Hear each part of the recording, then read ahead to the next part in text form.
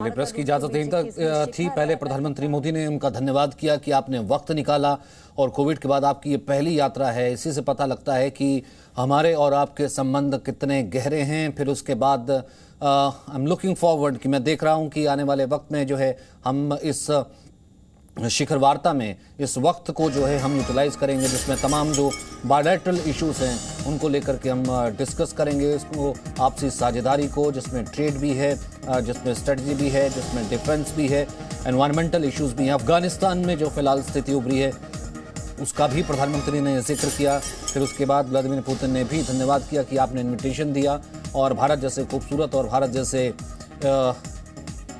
मैत्रीपूर्ण देश में बुलाने के लिए मेरा धन्यवाद। और हमेशा से हमारी एक्सरसाइजेज भी यहीं पर रही हैं, वॉर एक्सरसाइजेज इकट्ठा करते रहे हैं। मैं एनवायरमेंटल इश्यूज़ को लेकर के भी आपसे बात करूंगा, हम आतंकवाद को लेकर के भी बात करूंगा। जिस तरीके की टेररिज्म, उन्होंने टेररिज्म लफ्ज़ का भी इस्तेमाल किया, जो टेररिज्म एक्टिविटीज़ है उसको लेकर के भी जो फंडिंग आती रही है उसके ऊपर भी हम बात करेंगे। और साथ ही साथ जो बाकी वैश्विक इशू हैं उनको लेकर के भी मैं चर्चा करने के लिए।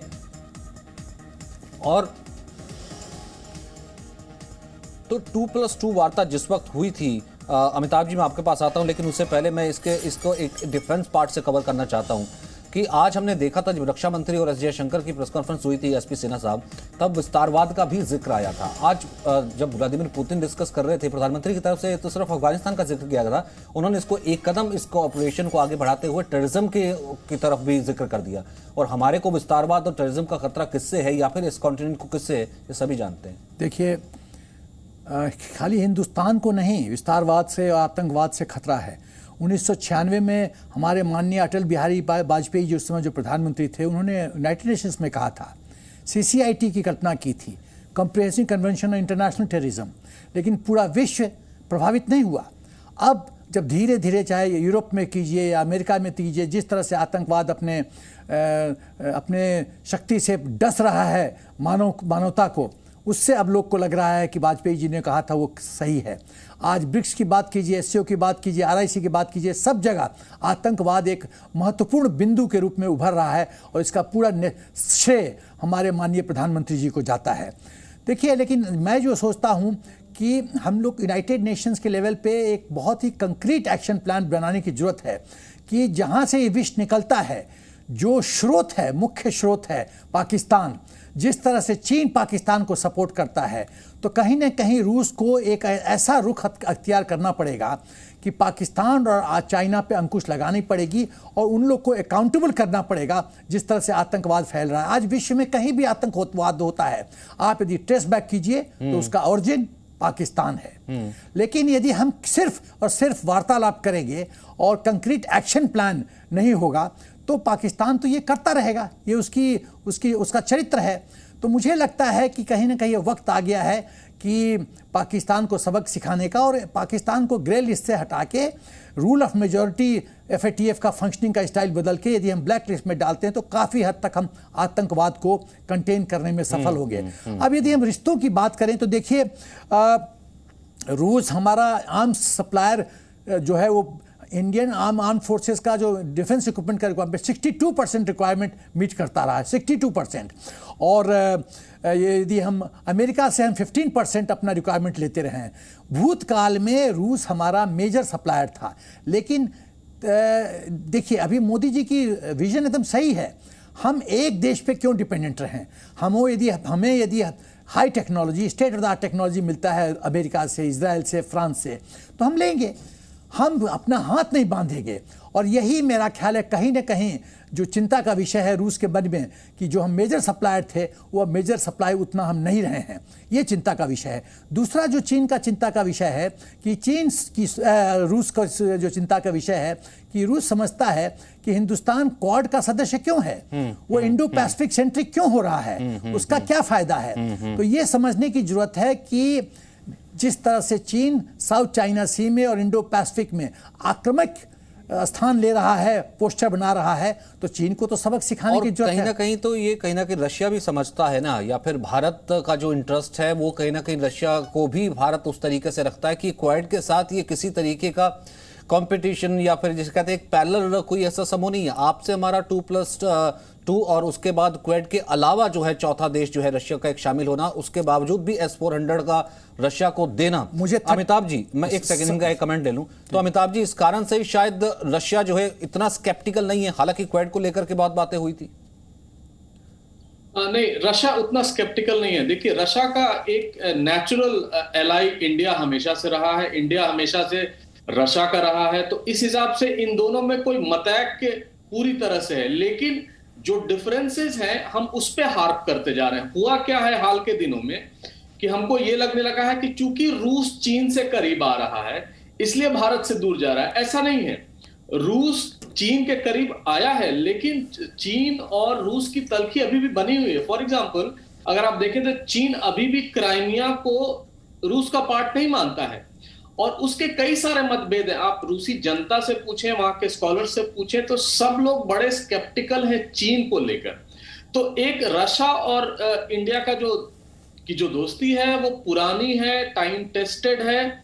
और हाँ, ये सही है कि रशिया पर इंडिया का आर्म्स डिपेंडेंस कम होता जा रहा है और उसकी जरूरत भी थी। 2008 से 2019 के बीच देखेंगे तो 50% आर्म्स रिक्वायरमेंट ही रशिया किया है। उसके अलावा हमने इजराइल, अमेरिका और फ्रांस और कई अन्य देशों को इस जो वेपन्स और आर्म्स बास्केट है उसमें डाला है। इसका एक कारण यह भी है कि चाइना भी एक बहुत बड़ा बायर है रशियन आर्म्स का, और S-400 हमने खरीदा है, S-400 चीन ने भी खरीदा है और S-400 तुर्की ने भी खरीदा है। लेकिन S-400 की सप्लाई हमें पहले मिल गई है चीन से, और चीन को जो मिला है S-400 उसकी मारक क्षमता हिंदुस्तान के मारक क्षमता S-400 से कम है। तो कहने का मतलब है हिंदुस्तान और रूस जिस हिसाब से अब तक बने हुए हैं, और ये कोई छोटी बात नहीं कि पिछले 21 सालों से, जब से व्लादिमीर पुतिन प्रेसिडेंट बने हैं, बीच में कुछ दिन के लिए प्राइम मिनिस्टर थे, तब से ये समिट लेवल टॉक्स चला आ रहा है 21 साल से। जैसे प्रेसिडेंट पुतिन ने भी कहा कि सिर्फ एक बार पिछले साल ऐसा हुआ था कि 1-to-1 मीटिंग नहीं हुई थी कोविड के रेस्ट्रिक्शन के चलते, लेकिन ये निर्बाध रूप से ये चला आ रहा। और पिछले इस साल भी अगर देखें तो व्लादिमीर पुतिन ने खुद कहा और मोदी जी ने भी इसको कहा कि आप पहली बार किसी देश गए हैं कोविड-19 के दौर के बाद, और वो हम उसे मान रहे हैं 6 घंटे, लेकिन ये बहुत ऐतिहासिक होगा इन दोनों की समिट लेवल मीटिंग्स। बिल्कुल, एग्जैक्टली इसी पॉइंट पर मैं वापस आऊंगा। मुझे एक बहुत छोटा सा ब्रेक लेना अमिताभ जी, बहुत इंपॉर्टेंट पॉइंट आप टच करने लगे थे, टेररिज्म। तो कुछ ही देर पहले ये मुलाकात तो शुरू हो चुकी है और बेहद गर्मजोशी से दोनों ने एक दूसरे का स्वागत किया। और सबसे पहले प्रधानमंत्री मोदी ने शुक्रिया अदा किया कि जिस तरीके से आप यहाँ पहुंचे, कोविड के बाद पहली बार है, और बहुत इंपॉर्टेंट भी हो जाता है, कोविड के बाद पहली बार व्लादिमीर पुतिन का किसी देश का दौरा अगर हुआ है तो वो भारत का हुआ है। 2+2 क्वेड को लेकर के बहुत सी ऐसी बातें थी कि क्या उसके इंटरेस्ट को कहीं क्लैश तो ये नहीं करेगा, रशिया उसको लेकर के नाराज़ तो नहीं है, क्योंकि भारत का अपना जो है साउथ चाइना सी और बाकी जगहों पर सामरिक इंटरेस्ट है। लेकिन S-400 की डिलीवरी, और ना केवल डिलीवरी, जैसा अमिताभ जी भी कह रहे थे, वो डिलीवरी सबसे पहले हमें मिल रही है, बल्कि वो टर्की को भी जा रहा है, चाइना को भी जा रहा है। लेकिन फिलहाल उस डिलीवरी का सबसे पहले हमें मिलना ये बताता है कि रशिया जानता है कि हमारे इस पैसिफिक रीजन में इंटरेस्ट क्या है। पहले आपको सुनवाते हैं दोनों ने एक दूसरे को कैसे ग्रीट किया। कोविड के खिलाफ लड़ाई में भी दोनों देशों के बीच बेहतरीन सहयोग रहा, चाहे वैक्सीन ट्रायल्स और उत्पादन में हो, मानवीय सहायता के लिए हो, या एक दूसरे के नागरिकों की देश वापसी के लिए हो। पिछले कई दशकों में वैश्विक स्तर पर कई फंडामेंटल बदलाव आए, कई तरह के जियोपॉलिटिकल समीकरण उभरे, किंतु इन सभी वेरिएबल्स के बीच भारत रूस मित्रता एक कांस्टेंट रही है। दोनों देशों ने न सिर्फ एक दूसरे के साथ निसंकोच सहयोग किया है, एक दूसरे की सेंसिटिविटीज का भी विशेष ख्याल रखा है। यह सचमुच इंटरस्टेट दोस्ती का एक यूनिक और विश्वस्त मॉडल है, और हमारी स्ट्रेटेजिक पार्टनरशिप के 2 दशक पूरे हो रहे हैं। इस विशेष वर्ष में आपके साथ फिर मिल पाना मेरे लिए हर्ष की बात है, क्योंकि हमारी स्ट्रेटेजिक पार्टनरशिप में पिछले 20 वर्षों में जो उल्लेखनीय प्रगति हुई है उसके मुख्य सूत्रधार आप ही रहे हैं। हमारे साथ रविंद्र सचदेव मौजूद हैं, जी के त्रिपाठी मौजूद हैं, एसपी सिन्हा मौजूद हैं और साथ ही साथ अमिताभ सिंह मौजूद हैं। और सबसे पहले अमिताभ जी, आप टेररिज्म पर कुछ पॉइंट काउंटर करना चाह रहे थे, लेकिन उससे पहले एक एक कमेंट जो है मैं अपने जो बाकी फेलो पैनलिस्ट हैं उनका ले लेता हूं, फिर उसके बाद वापस आपका रुख करता हूं। Ravindra, a comment for you. जिस तरीके से, जिस गर्मजोशी से दोनों ने एक दूसरे का स्वागत किया, इससे पहले बहुत सी चीज़ें थी। अब आज पहले 2+2 में जो हमने देखा रक्षा मंत्री और विदेश मंत्री की तरफ से जिस तरीके की बात की गई है स्ट्रेटजी और डिफेंस को लेकर के, और फिर उसके बाद आज शाम की बैठक। देखिए सचिन, डेफिनेटली भारत और रशिया के रिश्ते बहुत अच्छे, बहुत ही स्टर्डी, हिस्ट्री इत्यादि इत्यादि पर बेस्ड हैं। परंतु मैं एक रेड फ्लैग रेस करूंगा। वो रेड फ्लैग ये है कि ये जो S-400 की डील है, ये अभी तो चाहे भारत को अमेरिका इग्नोर कर दे, पर अगर भारत अगला कोई बड़ा मिलिट्री टेक्नोलॉजी बड़ी डील रशिया से करने जाएगा इंडिया के साथ, हमें प्रॉब्लम्स आएंगी। आधे मिनट में इशू। अमेरिका रशिया को अपना एनिमी कहता है। ओके, उसने, बाइडन ने कहा है पुतिन इज अ किलर अपनी आईज को देख करके, राइट। तो ऐसे में उनके अमेरिका के दुश्मन के साथ हम डील कर रहे हैं, तो अमेरिका एक वक्त आएगा जब वो इस चीज को इग्नोर नहीं कर पाएगा। और लास्ट पॉइंट, ये जो लॉ है ना, जो सैंक्शंस वाला, इस कैट्सा, इस लॉ में कोई प्रोविजन नहीं है कि वेवर या एग्जेम्पशन दी जाए। तो अगर अमेरिकी कांग्रेस या अमेरिका में ये बात उठी कि इंडिया रशिया से इतनी बड़ी मिलिट्री डील्स कर रहा है, तो इसको ओवरकम करने के लिए एक नया लॉ इंट्रोड्यूस करना पड़ेगा अमेरिकी सेनेट में और कांग्रेस में कि इंडिया को एग्जेम्पशन दिया जाए। तो अभी S-400 ठीक जा रहा है हमारा, बट आगे जाके हमें बहुत ही डेलिकेट वक्त है ये हमारी डिप्लोमेसी का। बट आई थिंक हम स्ट्रांगली आगे बढ़ रहे हैं, but at the same time ये एक फ्लैग है। नहीं, पर लेकिन जिस तरीके के रिलेशन है, ठीक है, एसपी सिन्हा कुछ ऐड करना चाह रहे हैं, पर बात क्योंकि हमारे अमेरिका से भी तो एक बायलैटरल और अपने स्तर के रिलेशन है ना सर, जिस तरीके से अभी हमने मोदी बाइडेन मुलाकात देखी थी। सिन्हा साहब, मैं सरीन साहब से थोड़ा सा, रविंद्र सचदेव साहब से थोड़ा डिफर करता हूँ। देखिए, अंतर्राष्ट्रीय स्तर पे सब अपना हित देखते हैं, मौजूदा स्थिति में क्या है हमारा हित। तो मुझे नहीं लगता है, क्या अमेरिका को चीन से खतरा नजर नहीं आता? क्या अमेरिका को नहीं लगता है कि हिंदुस्तान एक बहुत जियो स्ट्रैटेजिक दृष्टिकोण से बहुत महत्वपूर्ण प्लेयर है साउथ एशिया में? क्या अमेरिका को नहीं लगता है कि यदि चीन को उसको कंटेन करना है तो उसको हिंदुस्तान का सपोर्ट चाहिए? क्या अमेरिका को नहीं लगता है कि क्वाड में हिंदुस्तान एक बहुत प्रमुख भूमिका अदा कर सकता है? एक बिंदु पे यदि अमेरिका अटकता है तो मेरा ख्याल है वो स्ट्रेटजिक ब्लंडर करेगा। हम state of the art technology रूस से लेते रहेंगे और इस पे हमको लगता है कि अमेरिका यदि अंकुश लगाता है कैट्सा के तहत तो वो सेल्फ गोल स्कोरिंग वाला टेक्निक होगा, जो हमको नहीं लगता है कि अमेरिका इतना बेवकूफ़ी करेगा। तो इस बात को समझने की जरूरत है। जहां अपने झुकने की दिखाई प्रवृत्ति तो अगला झुका देगा।